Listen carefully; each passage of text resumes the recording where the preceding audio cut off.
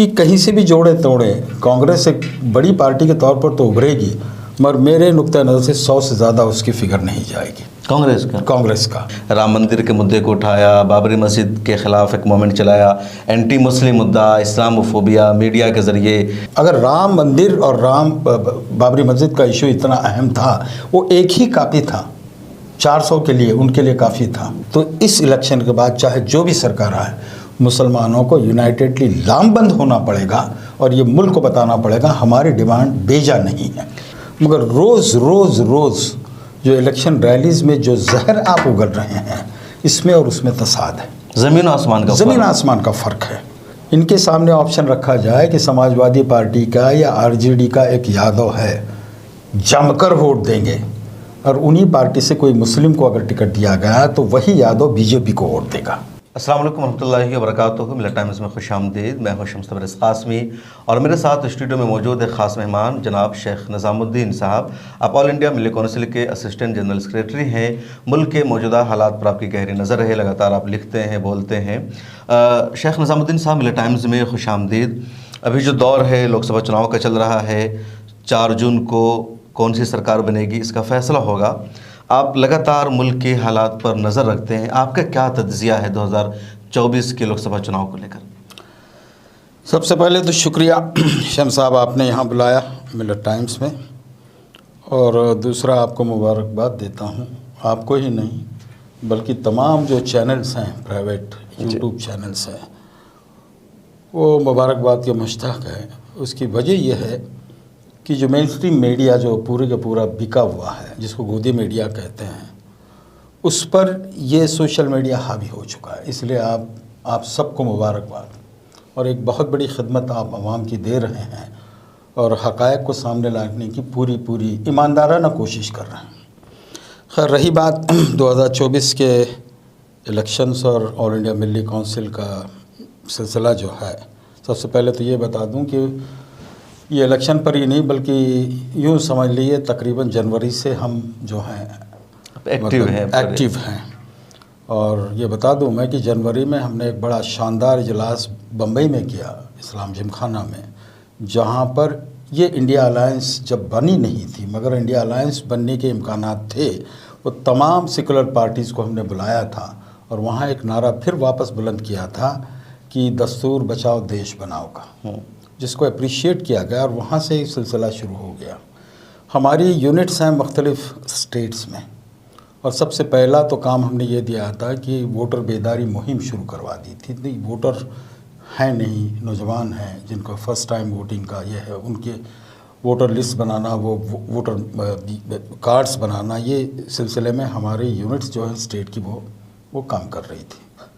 उसके बाद में इलेक्शन का डिक्लेरेशन होता है। फिर मैंने एक पूरे हिंदुस्तान भर में मैंने सफ़र किया, मुख्तलिफ़ स्टेट में गया हूँ, नॉर्थ में, साउथ में, सब जगह, और एक असेसमेंट लेने के बाद में हमने मुख्तलिफ़ हमारे स्टेट यूनिट से उनको हमने कई टीमों में बांटकर काम पर लगा दिया। और सबसे अहम नुक्ता यहाँ ये है कि इससे पहले के इलेक्शंस में बहुत कंफ्यूजिंग स्टेट रहता था, डिवीज़न ऑफ वोट्स होते थे। मेरा मानना ये है कि इस इलेक्शन में जो सबसे डिफ़िकल्ट इलेक्शन है हिंदुस्तान के डेमोक्रेटिक प्रोसेस में, और वो उतना ही मेरे नुक्ता नज़र से आसान हो गया है, क्योंकि 2 पोल वहाँ पर इजीली तैयार हो गए, एनडीए अलायंस और इंडिया अलायंस। तो डिवीज़न का जो खदशा था वो मिनिमाइज्ड हो चुका है, कम हो गया। बिल्कुल। तो पहले तो ये था कि आपस में लड़ रहे हैं, वो डिवाइड हो रहे हैं, जिसका फ़ायदा बीजेपी को मिलता था, वो चीज़ों के इम्कानात कम से कम होते गए। और उसके बाद में फिर ये मोड में आया इलेक्शन, पहला दूसरा फेज़ तो आपने देखा और आप लोगों ने भी तज्ज़िया पेश किया है, जहाँ पर एक उससे पहले एक मैं बात बताना चाहूँगा जो मेरा ऑब्जर्वेशन वो ये। जी, क्या रहा ऑब्जर्वेशन? आज से यूँ समझ लिए 6-7 महीने पहले जो हिंदुस्तान की सबसे बड़ी पार्टी है और पुरानी पार्टी है, कांग्रेस जिसको कहते हैं, वो गेम में ही नहीं थी। उससे भी पहले जाएंगे तो बिल्कुल ही गेम में नहीं थी। मगर बाद में राहुल गांधी का जो पदयात्रा वगैरह रही है, उसने कुछ जान लाई, हरारत लाई पार्टी में, और उसके बाद में जो भी एक मैच्योर्ड एक्टिविज़म रहा है पॉलिटिकल पार्टीज़ का, सो कॉल्ड सेकुलर पार्टीज़ का, उन्होंने जो मुमकिन नहीं था वो मुमकिन किया कि इंडिया अलायंस बना, और सीट शेयरिंग का मामला था जो सबसे डिफ़िकल्ट था, उसको भी इन्होंने आसान बनाया। उसका नतीजा यह है शम्स साहब, जो मेरा मानना है कि कहीं से भी जोड़े तोड़े कांग्रेस एक बड़ी पार्टी के तौर पर तो उभरेगी, मगर मेरे नुक्ता नज़र से 100 से ज़्यादा उसकी फिगर नहीं जाएगी कांग्रेस का। उसकी वजह यह है उन्होंने कुछ कॉम्प्रोमाइज़ कर लिया है अलायंस बनाने के लिए। बहुत सारी सीटें, हाँ, जो बड़े स्टेट है वहाँ सीटें जैसे यूपी है, बिहार है, उन्हें कम से कम सीटें मिली हैं। इवन महाराष्ट्र में कम से कम सीटें मिली हैं। महाराष्ट्र में भी देखेंगे, महाराष्ट्र में मेजर शेयर जो है वो शिवसेना को गया है, फिर एनसीपी को गया होगा, फिर कांग्रेस, फिर एनसीपी है। एनसीपी ने भी वहाँ कॉम्प्रोमाइज़ कर दिया है। हालांकि एक बड़ी फोर्स है वहाँ पर, मगर कॉम्प्रोमाइज़। तो ये एक मैच्योरिटी दिखाती है कि अब उन्होंने ये चैलेंज को पहचाना था कि बीजेपी बतौर पॉलिटिकल पार्टी नहीं, मगर अपने आइडियोलॉजिकल मूविंग के साथ में, और जो सरकारी मशीनरी का जिस तरीके से वो भेजा इस्तेमाल कर रही हैं, पैसों की ताकत कहिए या फिर आर्म ट्विस्टिंग जिसको कहते हैं, बल्कि उसको मतलब वो लफ्ज़ इस्तेमाल करूँ ब्लैक मेलिंग करते हुए जो उन्होंने एक सिलसिला शुरू किया है ईडी और इसको इस्तेमाल करते हुए, उससे खायफ तो हो गए थे, मगर एक डेयरिंग दिखाकर इंडिया अलायंस तो बन गया। उसका खामियाजा जो भी भुगतना है भुगत रहे हैं, कई लोगों को अंदर किया गया है, वो सब कुछ है। तो अब ग्राउंड पर हालात ये है कि आज के तारीख में मुझे नहीं लगता है कि एनडीए के या बीजेपी के ख़िलाफ़ इंडिया अलायंस लड़ रही है। मेरे नुक्ता नज़र से बीजेपी के ख़िलाफ़ अवाम इलेक्शन लड़ रही है। एक माइंडसेट बन गया है ज़मीन पर, और वो वाज़ेह है बिल्कुल। अगर आप देखेंगे तो 2 पार्ट में हिस्सों में बांट सकते हैं आप। किस तरह 2 पार्ट में? एक साउथ, एक नॉर्थ। मैं इजी कर रहा हूँ, हालांकि 4-5 पार्ट में बांट सकते हैं आप। अब सीधे साउथ और नॉर्थ। साउथ ने तो दिखा दिया, अब उसमें उस पर शुरू से रहा है, तो कोई पहली बार शुरू से रहा है, मगर इन्होंने जो हाइप क्रिएट की थी बीजेपी ने, और वाकई में मुझे भी लग रहा था कुछ हद तक कि कर्नाटका, केरला और तमिलनाडु में ये सीरियस इनरोड करेंगे। ईमानदाराना मत बता रहा हूँ, और मैं गलत था। वहाँ कुछ हासिल नहीं हुआ। अब आइए आप हिंदी बेल्ट या काउ बेल्ट जहाँ बोलते हैं, अब गुजरात है, मध्य प्रदेश है, राजस्थान के स्ट्रॉन्ग होल्ड तो हैं ही। यूपी को कुछ देर के लिए मैं अलग रखता हूँ मैं। और यहाँ पर भी आज की तारीख में देखेंगे तो कुछ मतलब ये था कि 2-3 सीट इधर 2-3 सीट इधर वो पिकअप करेंगे, बस इससे ज़्यादा नहीं है। मगर एक रिपोर्ट ये भी आ रही है कि एक उलटफेर जो है राजस्थान में होने जा रहा है, और तवक्को से ज़्यादा कुछ। राजस्थान में उलटफेर हो रहा है। उलटफेर मतलब ये कितनी सीटों का? 25 लोकसभा की सीटें हैं, और 19 में 25 की 25 बीजेपी को वहाँ मिली थी। और अब भी उनका दावा था कि अब भी स्वीप करेंगे। अंदाज़ा क्या है 24 में कितनी सीट मिलेगी बीजेपी को? मतलब एक अंदाजे के हिसाब से मेरा ख्याल है राजस्थान में 7-8 सीटों का नुकसान होना है। 7-8 सीटों। उसके कई वजूहात हैं। एक तो कांग्रेस सीरियसली काम कर रही है, और गहलोत ने जो प्रोग्राम दिए हैं वहाँ पर, सरकार थी अभी, उसका अभी भी असर बाकी है। उसके वो लाभार्थी कहते हैं, एंड जो बेनिफिशरीज़ हैं उनमें वो असर बाकी है, और कुछ बहुत सीरियस फाइट दे रही है कांग्रेस वहाँ पर ज़मीन पर।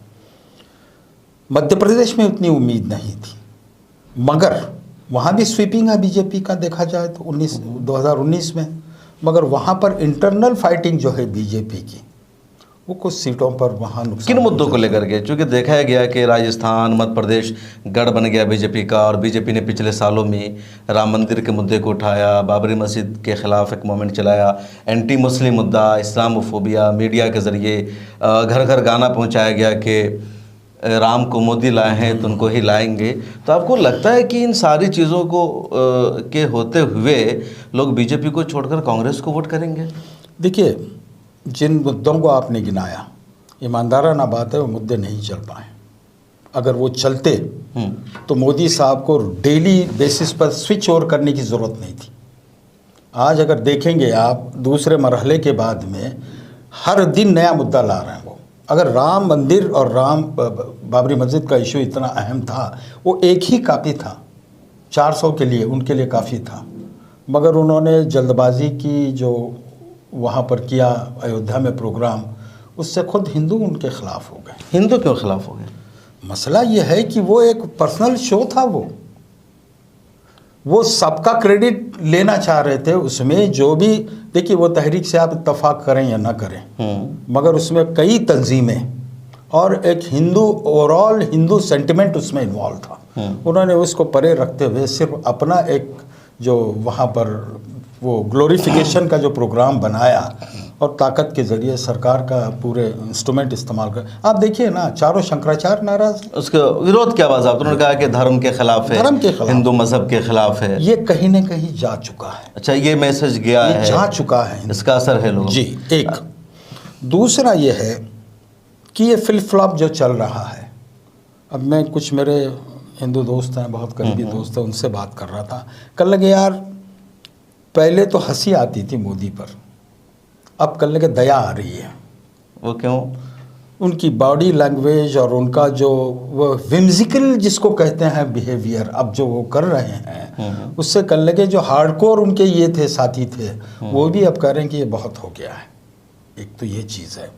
दूसरा, जो पार्टी जो आइडियोलॉजिकल बेस पर दावा करती थी, जितना नुकसान बीजेपी को हुआ है उतना नुकसान अपोजिशन को नहीं हुआ है।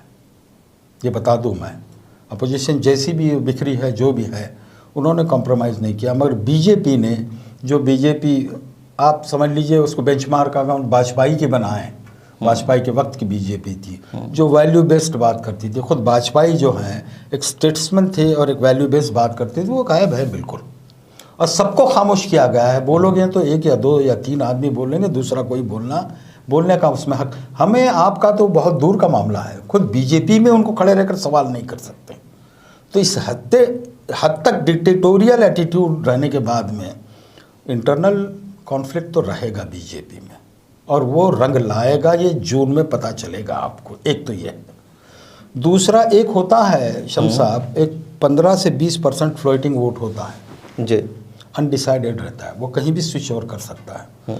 और उसमें ज़्यादा से ज़्यादा तादाद जो रहते हैं एजुकेटेड मिडिल क्लास रहते हैं, और किसी पैमाना होता है उनका, एक बेंचमार्क रहता है, उस पर वो टटोलते हैं। अब आप अगर एक गैर जानेदारी से सोचेंगे, आप और मैं एक सिटीज़न के तौर पर, हिंदुस्तान जैसा इतना आलिशान मुल्क, उसका प्रधानमंत्री जिसकी एक कॉन्स्टिट्यूशनल पोजीशन है और उसके लिए उसकी इज्जत पूरे दुनिया में होती है, वो शख्सियत जो लैंग्वेज का इस्तेमाल कर रहा है, जिस इश्यूज़ को वो उठा रहा है, वो सिर्फ एक कम्युनिटी को टारगेट नहीं किया है, वो उसने पूरे हिंदुस्तान की आवाम को टारगेट किया हुआ है।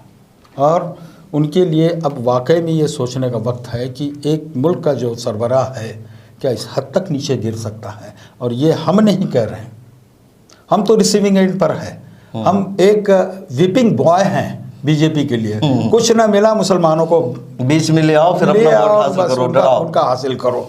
हम तो हैं, हम आदी हो चुके हैं। और दूसरी बात, हमारे पास खोने के लिए कुछ नहीं है साहब। एक बात बता दूं मैं, मुसलमानों का डिसम्पावरमेंट इन्होंने कर दिया 10 साल में, जितना करना था सोशल, एजुकेशनल, इकोनॉमिकल, जो डिसम्पावरमेंट होता है वो कर दिया है। सिर्फ 10 साल में?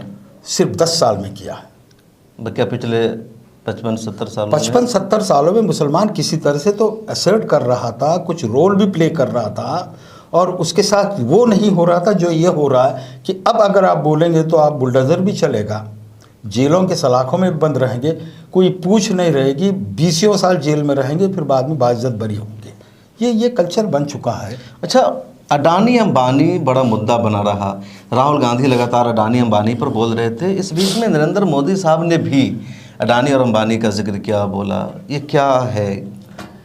ये वो फ्रस्ट्रेशन है, ये फ्रस्ट्रेशन है। उनके समझ में नहीं आ रहा है, पकड़ में नहीं आ रहा है कि इसको कैसे कंट्रोल किया जाए। पहली बात तो देखिए, कोई भी प्राइम मिनिस्टर हो या सरकार में जो टॉप पोस्ट पर हो, उसके पास पूरा इंटेलिजेंस रहता है साहब। बिल्कुल। उनकी जो एजेंसीज हैं वो पूरा इनपुट देते रहती है डेली बेसिस पर। आईबी जैसे ऑर्गेनाइजेशन डेली बेसिस पर इनपुट देती रहती है। फिर अपार्ट फ्रॉम दैट उनकी मदर ऑर्गेनाइजेशन आरएसएस वो कंटिन्यू एक वो तापमान जो है ज़मीन का वो नापते रहती है और वो बताते रहती है कि कहाँ क्या चल रहा है। ये सब चीज़ें जब सामने आई तो उन्होंने कहा कि हाथ से निकल गई है। एक तो चीज़ होता यह है कि कोई संगठन होता है, उसमें एक आदमी लीडर, दो आदमी लीडर हैं, वो कम परफॉर्म करने लगेंगे तो दूसरी सामने आती है लाइन, तीसरी सामने। इन्होंने सब लाइन को ख़त्म कर दिया है, ये ऑल अलोन है। और इन्होंने जिस लिहाज पर ले जाकर अब पार्टी को रखा है, अब खुद पार्टी सोच रही है कि हमें, मतलब ये मैं वो स्टेटमेंट बता रहा हूँ जिनसे मैं बात करता हूँ, मेरे दोस्त हैं वहाँ पर, वो कह रहे हैं कि अब हमको वो ज़रूरत नहीं है ताकत की, अब हमको पार्टी बचाना है किसी तरीके। 6 बताइए निज़ामुद्दीन साहब, हिंदुस्तान में जो बड़ा वोट बैंक है मुसलमानों के अलावा दलितों का, और उससे बड़ा है ओबीसी का जी। और राहुल गांधी या कांग्रेस की तरफ से कहा गया कि अगर बीजेपी आएगी तो कॉन्स्टिट्यूशन को चेंज कर दिया जाएगा, रिजर्वेशन ख़त्म कर दिया जाएगा। मतलब कांग्रेस के भी टारगेट था कि हमें इनका वोट लेना है, बीजेपी से डराना है। बीजेपी ने पलटवार किया और कहा कि अगर कांग्रेस की सरकार आएगी तो जितना आपकी दौलत है, आपका सासा है, सब मुसलमानों को दे दिया जाएगा, मुसलमानों को रिजर्वेशन दिया जाएगा। मोदी साहब ने यहाँ तक कह दिया कि जब तक मैं ज़िंदा हूँ कोई धर्म के आधार पर मुसलमानों को रिजर्वेशन नहीं दे सकता। मतलब लगातार दोनों तरफ से इस तरह का हुआ। तो आपको क्या लगता है ओबीसी और दलितों ने क्या फ़ैसला किया है? वो किससे डरे, किस से नहीं डर रहे? एक बहुत अच्छा सवाल और एक पॉइंट उभारा है आपने शम्स साहब, और इस पर बड़ी तवील डिस्कशन हो सकती है, मगर इस इलेक्शन में सबसे बड़ा सेगमेंट जो है वो ओबीसी का है। और वो दोनों पार्टियां, मतलब इधर एनडीए और उधर इंडिया अलायंस, ये टारगेट कर रही है ओबीसी को। बिल्कुल। रिजर्वेशन की जब बात आती है, और वो रिजर्वेशन की बात पर जो क्लेम मोदी जी कर रहे हैं उस पर ओबीसी हंस तो रहा है कि ये झूठ बोल रहा है। ये अच्छा, ओबीसी का ये झूठ बोल रहा है। रिजर्वेशन ओबीसी का अगर हटाना था तो इससे पहले ताकतवर इंदिरा गांधी थी, वो हटा सकती थी। उसके बाद में मंडल जब आया और उसको नाफिज किया गया, उसके बाद में सक्सेसफुल सरकारें आईं जिसमें नरसिंह राव की भी थी और वाजपेयी जी की भी थी, इन्होंने नहीं हटाया। अब कोई हटाने का सवाल ही नहीं, क्योंकि वो एक दस्तूर का इंटीग्रेटेड हिस्सा बन गया है, एक तो पहली बात। और ये जो क्लेम कर रहे हैं वो हंसना आता है, मोदी का क्लेम जो है। और रही बात कांग्रेस की, उसके बारे में कुछ बोलने की ज़रूरत नहीं। वाकई में एक डायनेमिक डॉक्यूमेंट अगर कांग्रेस ने आज़ादी के बाद प्रोड्यूस किया है तो उनका वो जो मैनिफेस्टो और ये उन्होंने कहा, शुक्रिया मोदी जी, आपने इतनी उसको ये दे दी कि वो इतने हिट मिले, लोग पढ़ रहे हैं उसको, इसका असर तो होना है। शेख निज़ामुद्दीन साहब ये बताइए, दलितों के मुद्दे पर बात हो रही है, ओबीसी के मसाइल पर बात हो रही है, महंगाई, बेरोज़गारी, मुसलमान इस चुनाव में कहाँ हैं? क्या मुसलमानों के जो इश्यूज़ हैं, उनके जो मसाइल हैं, उस पर कहीं चर्चा हो रही है? देखिए, हमने एक काम किया था जिसका जिक्र करना ज़रूरी है यहाँ पर। क्या? हमने एक चार्टर ऑफ डिमांड बनाया था मिली काउंसिल ने जी, और उसमें कई ये थे, और तभी सभी वो चीज़ें थी जो रिप्रेजेंट करती थी कि मुसलमानों के लेजिटिमेट कंसर्न क्या है। क्या क्या उसमें मुसलमानों के मसाइल? उसमें मसलन जैसे कि एक बात की थी कि सिक्योरिटी पर, मुसलमानों की सिक्योरिटी पर एक बात की थी, जो नए कानून तब्दील किए हैं अभी, जो आईपीसी जो चेंज किए हैं, यूएपीए के बारे में वहाँ पर जिक्र किया गया।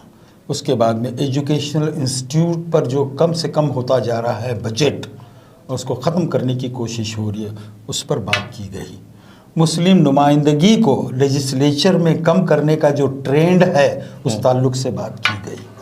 फिर बाद में औकाफ को सिक्योर करने के ताल्लुक़ से मिली काउंसिल ने बात, ये ऐसे इश्यूज़ हैं अक्रॉस द बोर्ड। मुसलमानों की कोई भी तंजीम जो है इससे इख्तलाफ नहीं कर सकती। हमने किया क्या कि वो कॉपी हमने हर पार्टी के सरबराहों को भेजी है, ना सिर्फ भेजी है बल्कि हमारे जो यूनिट थे स्टेट में, उन्होंने जाकर लीडरशिप से मिलकर, जैसे अब बंगाल की यूनिट है, उन्होंने जाकर ममता बनर्जी को मिलकर वो दे दिया चार्टर ऑफ डिमांड, डीएमके के सरबराह को दिया, कांग्रेस के सरबराह, हमने जाकर खरगे साहब को दे दिया, या कांग्रेस के इनको भेजा भी गया और दिया भी गया। ये सब उनके नोटिस में लाया गया। अब इनके सबसे बड़ा मसला ये है कि वो मानते तो हैं कि ये आपकी लेजिटिमेट डिमांड है, मगर उसके बारे में वो बोल नहीं सकते, क्योंकि मुस्लिम अपीजमेंट का हाइप और नैरेटिव इतना पावरफुल है कि सेकुलर पार्टी चाहते हुए भी बोल नहीं सकती, एक्सेप्ट लेफ्ट पार्टीज। हमारे चार्टर ऑफ डिमांड पर वाकई में ईमानदाराना किसी ने कमेंट किया और अपने मैनिफेस्टो में ऐड किया है तो लेफ्ट पार्टी ने। इन पार्टियों का रिस्पॉन्स आया कुछ? रिस्पांस आया है। किस किस का आया रिस्पॉन्स? मतलब आप ताज्जुब करेंगे तो रिस्पांस बीएसपी का भी आया हमको। अच्छा जी, मायावती जी का रिस्पांस आया है। दबे छुपे लफ्ज़ों में हमको कांग्रेस से भी मतलब आया, जब Response हम आया। बात करते हैं ये करते हैं, और उन्होंने कहा कि हम इलेक्शन के बाद मिल बैठेंगे, बात करेंगे। अच्छा समाजवादी पार्टी से भी बात हुई, वो रिलक्टेंट थे, वो बहुत डरते हैं, वो कांग्रेस से ज़्यादा डरता है वो समाजवादी अखिलेश पार्टी। यादव। वहाँ का केमिकल ऐसा है यूपी का। पिछले बार भी मैं 3 दिन रुका रहा, मैंने अपॉइंटमेंट मांगी, 3 दिन अपॉइंटमेंट नहीं दिया। कल लगे वो डरते हैं कि किसी मुस्लिम ऑर्गेनाइजेशन से मिलना जो है उनके लिए ख़तरा है, ये बीजेपी ले उड़ेगी उसको। ये भी खौफ मतलब तारी है। उस हिसाब से देखा जाए तो थोड़ा सा स्पेस हम देंगे, बेनिफिट ऑफ डाउट पार्टीज़ को, मगर अब होना ये चाहिए, अगर हमारी डिमांड लेजिटिमेट है, कॉन्स्टिट्यूशनल फ्रेमवर्क में है, तो इस इलेक्शन के बाद चाहे जो भी सरकार आए, मुसलमानों को यूनाइटेडली लामबंद होना पड़ेगा और ये मुल्क को बताना पड़ेगा हमारी डिमांड बेजा नहीं है। आपने ये चार्टर ऑफ डिमांड कहा कि सभी पार्टियों को भेजा, तो सभी पार्टियों में बीजेपी भी शामिल है। उनका कुछ रिस्पॉन्स आया था? नहीं आया। हमने इलेक्शन कमीशन ऑफ इंडिया को भी भेजा है। वो आपने चार्टर ऑफ डिमांड भेजा, कुछ पार्टियों से मुलाकात की, कुछ का रिस्पॉन्स आया। अब आप कह रहे हैं कि सरकार बन जाने के बाद करेंगे, आपके वोटों से उनकी सरकार बन जाएगी। आपको लगता है कि सरकार बन जाने के बाद वो आपको रिस्पॉन्स देंगे, आपकी सुनेंगे? मैंने बात जो कही, शायद मैंने थोड़ा सा उसमें ये रखा है, वो मैं सही रखता हूँ। इलेक्शन के बाद में हम ये नहीं करेंगे हम जाकर वो मनवाएंगे। इलेक्शन के बाद में हम जो हैं, या जो भी आने वाली पार्टी है, उसके अपोजिशन का रोल अदा करेंगे। और मसला सिर्फ चार्टर ऑफ डिमांड में हमने सिर्फ मुसलमानों की बात नहीं की है, मार्जिनलाइज क्लास की बात की है, हमने दलितों की बात की है, उनके हुकूक की बात की है, ह्यूमन राइट्स की बात की है, हमने डेमोक्रेटिक वैल्यूज़ की बात की है। तो अपोजिशन का रोल तो आप इस सरकार में भी अदा करते रहे हैं।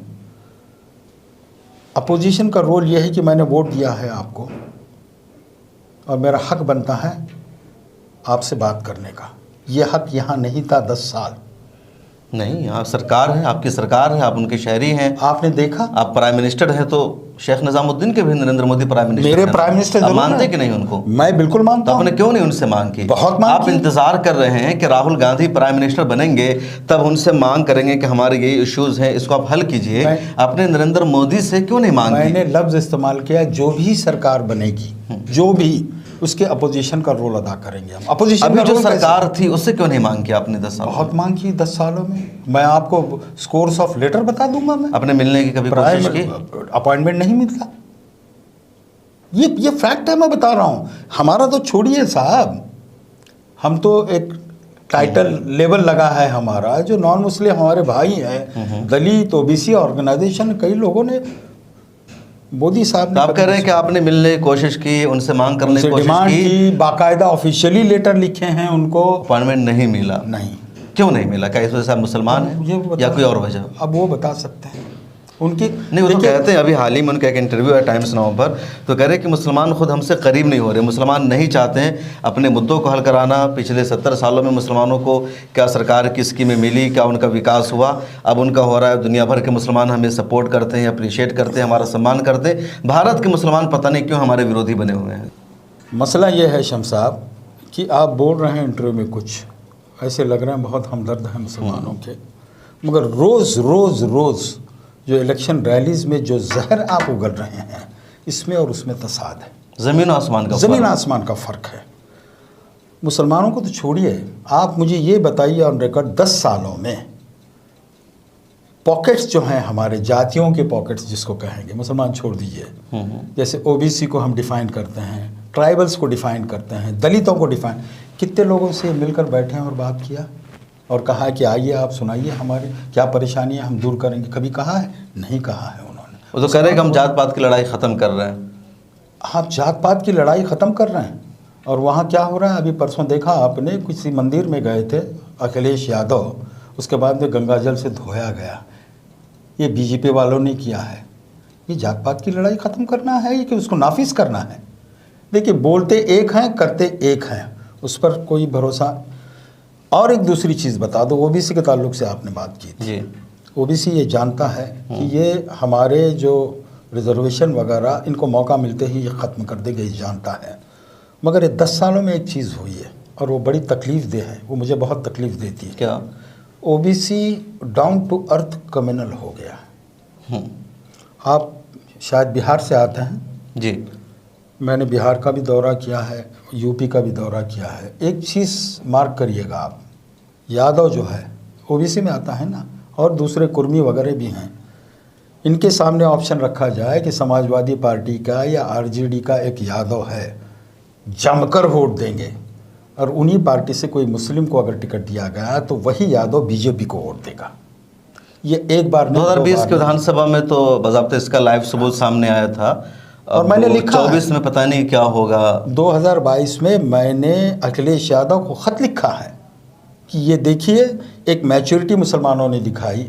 100 सीट पर MIM लड़ रही थी, उसको रिजेक्ट कर दिया टोटली। जमानत जब्त हुई, जमानत एक जगह पर बची है, 99 सीट पर जमानत जब्त हो गई। मायावती को रिजेक्ट कर दिया। 80+ % वोट जो है पूरे का पूरा समाजवादी पार्टी की तरफ आया, तब भी आप सरकार नहीं बना पा रहे हैं। उसकी सिर्फ और सिर्फ वजह है ये आपकी जाति, आपकी कास्ट वो आपसे अलग हो चुकी है, वो बीजेपी की हो चुकी है। ये मैंने 2022 में ख़त लिखा है। उस पर कुछ काम किया है, वो लग रहा है कुछ किया है। अब देखते हैं जून में क्या आता है। फाइनली एक सवाल आपसे, MIM का भी आपने जिक्र छेड़ दिया है। MIM की पॉलिटिक्स के बारे में आपका क्या कहना है? इस तरह की जो मुसलमानों की पार्टियां हैं छोटी छोटी। देखिए 2024 का जो इशू रेज हुआ और इलेक्शन की अहमियत वो समझ चुके हैं, और 2022 में यूपी में जो इलेक्शन हुआ था और जगहों पर हुआ था, वहाँ पर मुसलमानों ने उनको रिजेक्ट किया। तो उन्होंने कहा कि बची खुची संभाल ली जाए, और उन्होंने अक्लमंदी का काम किया कि मतलब अभी कुछ हरकतें वो कर रहे हैं महाराष्ट्र में, 4-5 जगह उन्होंने ऐसे कैंडिडेट दिए ताकि मतलब नए लोगों का दबाव भी तो है कि दबाव जो गठबंधन है महाराष्ट्र में, एक भी मुसलमान को टिकट नहीं दिया गया। ये आप भी तो इसकी बात कर रहे हैं, नुमाइंदगी नहीं मिल रही आपको। देखिए ये एक बहुत तशवीशनाक बात है, और इसको सब सिर्फ मुसलमानों के लिए नहीं, ये हिंदुस्तानी डेमोक्रेसी के लिए फ़िक्र करने की बात है। बीजेपी का तो एजेंडा साफ़ है, आइडियोलॉजिकल एजेंडा, उसमें कोई मतलब इख्तलाफ नहीं है। मगर सेकुलर पार्टीज़ ने एक ट्रेंड ये चलाया है कि जितना कम से कम हो सके नंबर जो है मुसलमानों के रिप्रेजेंटेशन असेंबलीज़ में और पार्लियामेंट में कम करो, क्योंकि विनेबिलिटी का जो मामला इन्होंने लगाया है उसमें हम कहीं नहीं बैठते हैं, एक्सेप्ट जहाँ पर मुस्लिम आबादी 60-70% की है वहाँ पर। ये ख़तरनाक ट्रेंड इसलिए है कि इतने बड़े मुल्क की डेमोक्रेसी अगर चलाना है और उसमें 20-22% एक कम्युनिटी को आप अगर अलग कर देते हैं डेमोक्रेटिक प्रोसेस से, तो उसको डेमोक्रेसी नहीं कहा जाएगा, उसको कुछ और कहा जाएगा। नहीं, वही देखिए महाराष्ट्र इतना बड़ा स्टेट है, एक भी टिकट नहीं दिया गया और नाराज़गी और है। 40 मेरे ख्याल में 48 लोकसभा के हलके हैं महाराष्ट्र में, उसमें अगर एक मुसलमान को भी टिकट ना दिया जाए, इतना बड़ा गठबंधन है, तो किसी न किसी का तो सामने आना ज़रूरी है। साहब हमने ख़त लिखा है इस पर, आपको मतलब नहीं खत लिखा तो अमली तौर पर अगर MIM ने वहाँ किया तब उसको कहेंगे कि गलत कर रहे हैं। नहीं, मैं गलत नहीं कह रहा हूँ, मैं गलत नहीं कह रहा हूँ। आज हमारा टारगेट क्या है ये बताइए, ऑब्जेक्टिव। मैं MIM के दोस्तों से यही बात करता हूँ, 2024 में ऑब्जेक्टिव क्या है हमारा। तो उस पर भी उन्होंने अमल किया है। अगर उस पर उनको अमल नहीं करते तो पूरे देश में खड़े कर सकते थे, वो डिस्टर्ब करते, वेस्ट यूपी में खड़ा कर देते, इतना बड़ा मुस्लिम बेल्ट है, लेकिन उन्होंने नहीं किया। ये अक्लमंदी का काम किया, मैंने पहले ही किया, एतराफ़ करता हूँ उसका, मगर उनकी एक सियासत अलग है। एक बात तो है, वो जो बात कहते हैं उसमें गलती कोई नहीं होती है, उसको डिस्प्यूट नहीं कर सकते आप। पार्लियामेंट के जितने स्पीचेस हैं उनको उठा कर देखिए, मार्वलस स्पीचेस हैं, मगर उनकी सियासत का तरीक़ेकार जो है उससे हम इत्तेफाक नहीं करते, सीधी सी बात। ये रही बात। मगर एक तशवीश की बात यह है कि रिडक्शन ऑफ मुस्लिम लीडरशिप और Muslim numbers in the assembly and legislature is a very concerning factor है। इस पर सब पार्टियों को सोचना है। मुसलमानों को अपनी पार्टी बनाकर सियासत में आना चाहिए, नहीं आना चाहिए, जिस तरह का माहौल है, क्या कहेंगे आप? देखिए ये बहस तो बहुत पहले से चल रही है। मुस्लिम अपनी अलग पार्टी बनाकर सियासत जीत नहीं सकता। कांग्रेस आपको टिकट नहीं दे रही तो फिर क्या करेंगे आप? देखिए मैं बहुत पहले से क्या रह गया? मैं हिंदी टर्मिनोलॉजी इस्तेमाल करता हूँ कि राजकारण करने से पहले आप समाजकारण सीखिए। तो कर तो रहे हैं। समाजकारण से राजकारण को पहुँचिए। यहाँ हो क्या रहा है, राजकारण करते हुए नेता मैं बन जाता हूँ और मैं जब नेता बन जाता हूँ तो मैं समाजकारण भी करने लगता हूँ। नहीं, दोनों तरफ से लोग कर रहे हैं। अब असम में जाएंगे, माँ बदरुद्दीन अजमल है तो समाज की सेवा करते हुए आ रहे हैं सालों से, तब उन्होंने अपनी पार्टी अजमल बनाई साहब है। का मामला अलग है। एक तो वो मिलियनर हैं, बिजनेस हैं उनका, वो अफोर्ड कर सकते हैं। महाराष्ट्र की आप बात कर रहे हैं, वहाँ पर तंजीमें इतनी मजबूत नहीं हैं। लेकिन इस पर आप चूँकि मिली काउंसिल के जनरल सेक्रेटरी है तो मैं कहूँगा कि आप अपनी किसी मीटिंग में गौर ज़रूर कीजिए, क्योंकि जो सेकुलर पार्टी है जिनको आप अपने वोट का हकदार समझते हैं वो अब आपको नुमाइंदगी नहीं दे रहे हैं। बिहार जैसे स्टेट में पूरे गठबंधन ने सिर्फ 4 मुसलमान को उम्मीदवार बनाया। यूपी इतना बड़ा स्टेट है, सिर्फ 5 को टिकट दिया गया। महाराष्ट्र में 0। बंगाल में मुस्लिम मेजोरिटी सीट है, कांग्रेस वहाँ मुसलमान को उम्मीदवार नहीं बना रही है। और आइंदा दिनों में नुमाइंदगी मज़ीद कम होती जाएगी, तो सोचना और गौर करना ज़रूरी होगा ऑप्शन क्या है। दूसरी तरफ आप MIM, UDF जैसी पार्टियों को भी आप एक्सेप्ट नहीं कर रहे हैं कि इनकी सियासत के तरीक़ेकार से। हालांकि पार्लियामेंट में अगर मुसलमानों के मुद्दे पर अगर बात हो जाती है, मुसलमानों के इशूज़ को रेस किया जाता है, तो कांग्रेस के MPs नहीं कर पा रहे हैं। मुसलमानों में कोई भी हो, वही MIM का MP कर रहा है, UDF का MP कर रहा है, तो आप उसको एक्सेप्ट भी कर रहे हैं, दूसरी तरफ कर रहे हैं सियासत नहीं, तो कैसे होगा, गौर करने की ज़रूरत है। एक आखिरी सवाल आपसे करेंगे कि 2024 का लोकसभा चुनाव का क्या रिजल्ट आएगा, सरकार किसकी बनेगी? बहुत ही गंभीर और ख़तरनाक सवाल आपने पूछा। देखिए, ज़मीन की हालत बिल्कुल मुख्तलिफ है। रिपोर्ट सर्वे जो हैं वो कुछ और बता रहे हैं। वो ये साफ साफ बता रहे हैं कि अगली बार NDA की सरकार नहीं बनेगी। कौन प्रधानमंत्री होगा ये अलग बात है, मगर NDA की सरकार नहीं बनेगी। All said it done. मगर जाते जाते मैं एक चीज़, और वो वाकई में एक तशवीश की बात है, उसका इजहार करना चाहूँगा। BJP जीतने वाली नहीं है।